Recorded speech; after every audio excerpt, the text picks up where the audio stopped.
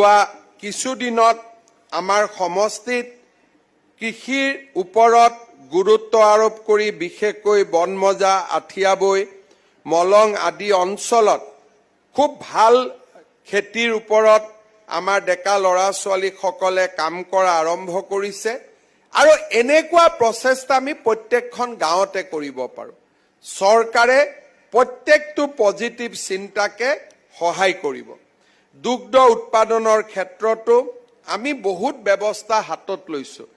এতিয়া আমি ইমানলৈকে বৈজ্ঞানিক চিন্তাধাৰা আনিছোঁ যে আমাৰ ভেটেনাৰী ডিপাৰ্টমেণ্টৰ গোপালকসকলে আপোনালোকৰ গৰুত বেজী দিব আৰু সেই বেজীটোৰ ফলত সদায় আমাৰ গাই গৰুৱে জন্ম হ'ব, কেতিয়াও ষাঁড় গৰু জন্ম নহয়, যাক আমি ছেক্স চৰ্টেড চিমেণ্ট বুলি কওঁ। আমি যদি যিসকলে আজি ইয়াতে গাই কিনিম, ভেটেনাৰী ডিপাৰ্টমেণ্টৰ লগত কথা পাতি ছেক্স চৰ্টেড চিমেণ্ট লগে লগে আপোনালোকে আনি ল'ব। আমাৰ গোপালক গোমিত্ৰসকলে এই আঁচনিটো চলাই আছে, চৰকাৰে পুঁজি দিছে। আমি কিমান গৰু কেতিয়ালৈকে দিব পাৰিছোঁ তোলা ছেক্স চৰ্টেড চিমেণ্ট? 6-7 লাখ গৰুক আমি এতিয়ালৈকে ছেক্স চৰ্টেড চিমেণ্ট দিছোঁ। বহুতে কয় যে মতা গৰু হ'ল বা ষাঁড় গৰু হ'ল, কি কৰিম, বিক্ৰী কৰি দিব লাগে, উপায় নাই।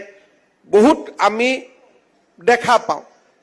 এতিয়া বিজ্ঞানে আমাক ইমানলৈকে লৈ গৈছে যে গাই গৰুৰ সন্তান সন্ততি গাই গৰুহে হ'ব আৰু তাৰ সুবিধা আজি আমাৰ লগতে আছে। যিসকলে গাই গৰু কিনিব তেওঁলোকে ছেক্স চৰ্টেড চিমেণ্ট গাই গৰুত যদি ইনজেক্ট কৰাই লয়, তেতিয়াহ'লে এইটোও চিন্তা কৰিব নালাগে ছাৰ গাই গৰু হালোৱা গৰু হৈ গ'ল, ইয়াততো হালোৱা গৰু কাম নাই, গৰু বিক্ৰী কৰিব লাগিব। গতিকে এই চিন্তাবিলাকো লাহে লাহে আমাৰ নোহোৱা হৈছে।